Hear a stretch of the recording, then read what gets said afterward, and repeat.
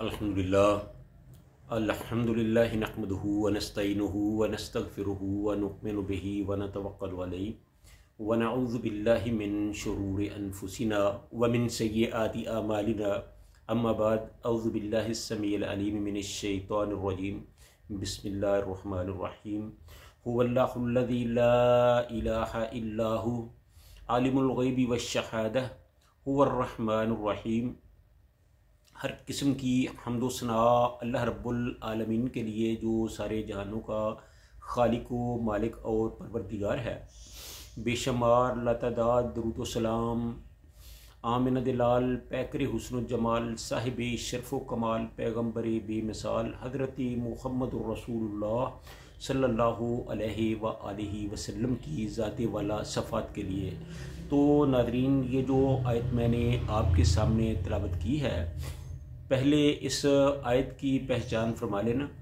ये आयत अल्लाह के कुरान की सूरह हशर की 22 नंबर आयत है।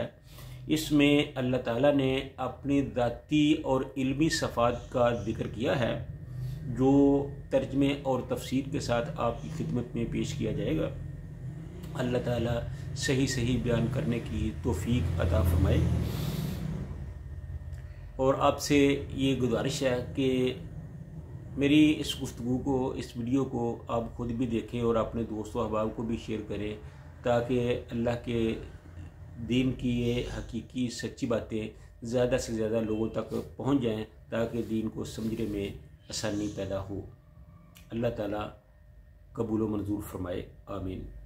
अल्लाह फरमाते हैं कि हुवल्लाहुल्लज़ी ला इलाहा इल्ला हु, कि वही अल्लाह है,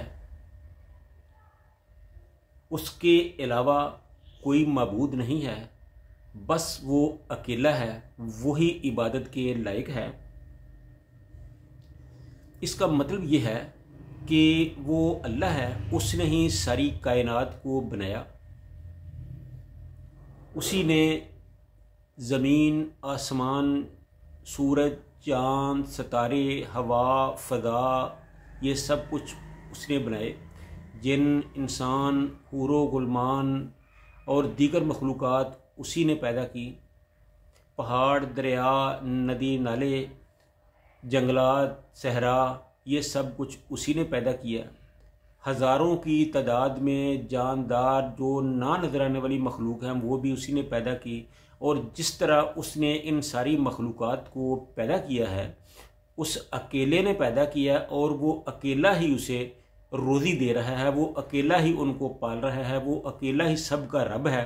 तो इसलिए अल्लाह ने फरमाया कि ला इलाहा इल्ला हुवा, कुछ भी नहीं है उसके अलावा, कुछ भी नहीं, वो अकेला माबूद है, वो अकेला ही इलाह है, वही माबूद बरहक है, उसके अलावा कुछ भी नहीं है।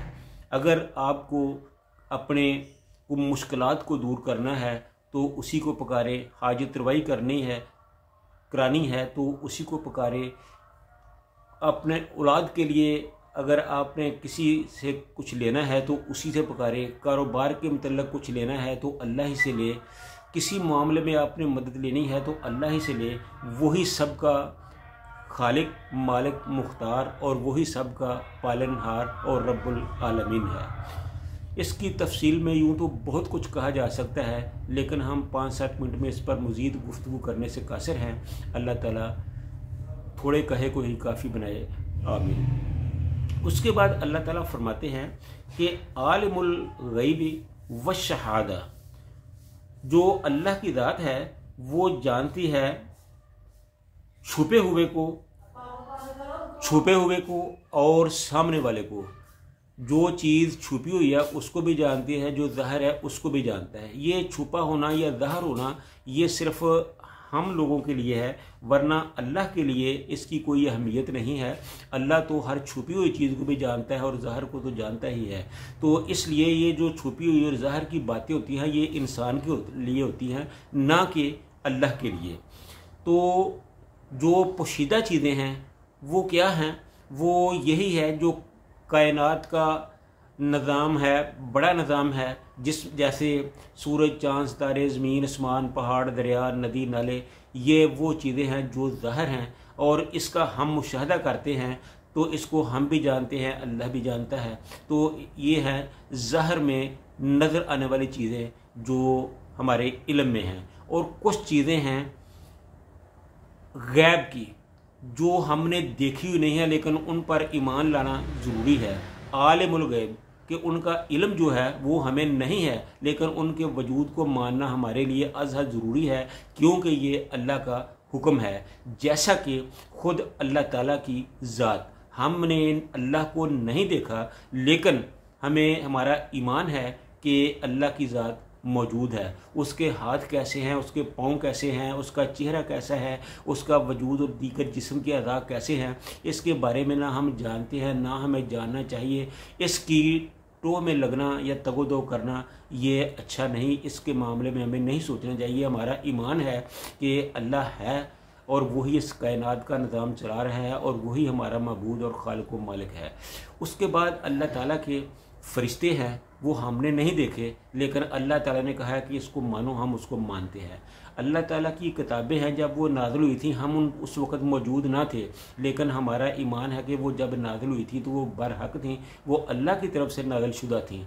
इसी तरह जन्नत दोज़ख हैं तो वो हमने नहीं देखे, वो किसी इंसान ने नहीं देखे सिवाय रसूलुल्लाह सल्लल्लाहु अलैहि वसल्लम की। उनको मिराज की रात अल्लाह ने खुद उनका मुशाहदा कराया था, तो उसके अलावा किसी और ने नहीं देखे। लेकिन हमारा ईमान है कि वो अपनी जगह पर मौजूद है, क्योंकि अल्लाह का हुक्म है कि इनको माना जाए, तो इसलिए हम उसको मानते हैं। इसी तरह जो तकदीर के मसाइल हैं तो उनके बारे में भी हमारा ईमान है कि जब आदमी पैदा नहीं हुआ था, आदमी के इस दुनिया में आने से पहले ही अल्लाह ने उसकी तकदीर लिख दी थी कि इसकी उम्र कितनी होगी, कहाँ पैदा होगा, कहाँ बीमार होगा, क्या बीमारी होगी, क्या कामयाबियाँ मिलेंगी, कितना रिज़्क़ मिलेगा, कहाँ फौत होगा, कहाँ इसकी कब्र मिलेगी, कौन इसका माँ बाप होगा, कौन इसकी औलाद होगी, कितनी इसकी औलाद होगी, क्या इसका कारोबार होगा। यानी कि इंसानी ज़िंदगी से मुतल्लक़ जो भी सरगर्मियाँ और लाज़मात हैं, जो उनको पेश आने वाले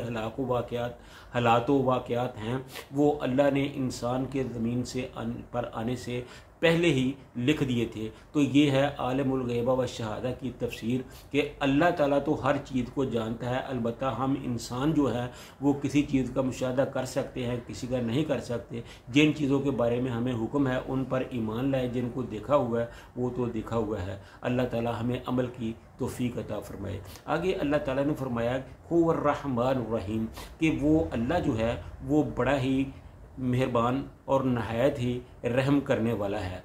तो रहमान जो है वो अल्लाह ताला की खसूसी सिफत है, वो ऐसा रहमत करने वाला और मेहरबान है कि जो उसको मानने वाले हैं अल्लाह उनको भी पाल रहा है, जो उसके नाफरमान हैं अल्लाह उनको भी पाल रहा है, जो अल्लाह को मानते हैं अल्लाह उनको भी खिला रहा है, जो अल्लाह को नहीं मानते अल्लाह उनको भी दे रहा है।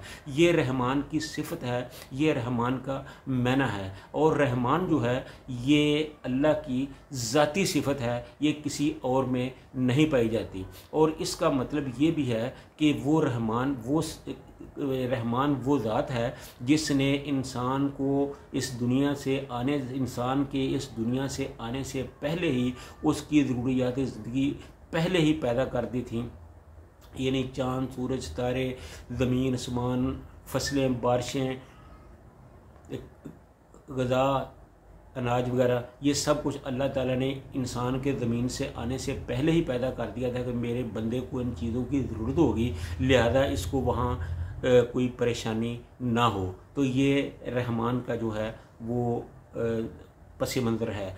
तो जो रहीम है वो है अल्लाह ताला रहम करने वाला है। अल्लाह ताला जो उसको मानने वाले हैं उन पर ही रहम करता है। हाँ, अलबत्ता इसका मतलब है कि इंसान गुनाहगार है, वो बार बार गुनाह करता है और अल्लाह गफूरुर रहीम है, वो बार बार उसको मुआफ़ करता है। और जो रहमान है वो अल्लाह की ज़ाती सिफत है जो किसी और में नहीं पाई जाती। और जो रहीम है वो जो सिफत है वो इंसानों में भी पाई जाती है, जैसा कि रसूलुल्लाह सल्लल्लाहु अलैहि वसल्लम को रऊफ़ुर रहीम कहा गया, जिस तरह के वालिदैन को औलाद के लिए रहीम बनाया गया, जैसा कि असातिज़ा को शागिर्दों के लिए रहीम बनाया गया, इसी तरह रसूलुल्लाह सल्लल्लाहु अलैहि वसल्लम ने फरमाया कि जो बड़े हैं वो छोटों पर रहम करें, यानी बड़े जो हैं वो छोटों के लिए रहीम हैं और जो छोटे हैं वो बड़ों का अदब और एहतराम करें। इस लिहाज से अल्लाह ताला जो है वो रहमान और रहीम है। तो ये था इस आयत का तर्जुमा और इसकी तफसीर। अल्लाह ताला इस पर अमल करने की तौफीक अता फ़रमाए। व आखिरु दवाना अनिल हम्दुलिल्लाहि रब्बिल आलमीन।